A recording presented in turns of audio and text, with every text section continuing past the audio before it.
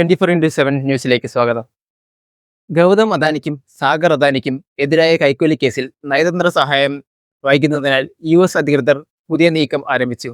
Gautam അദാനിക്ക് summons നൽകുന്നതിൽ Indian സർക്കാർ തടസ്സവാദങ്ങൾ ഉന്നയിക്കുന്നതായി US securities and exchange commission കോടതിയെ അറിയിച്ചു.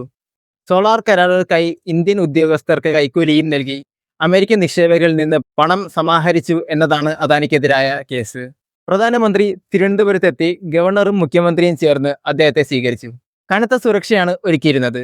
വേദിയിൽ അദ്ദേഹം വിവിധ കേന്ദ്ര പദ്ധതികളുടെ ഉദ്ഘാടനവും അമൃത് ഭാരത് ട്രെയിനുകളുടെ ഫ്ളാഗ് ഓഫും നിർവഹിച്ചു.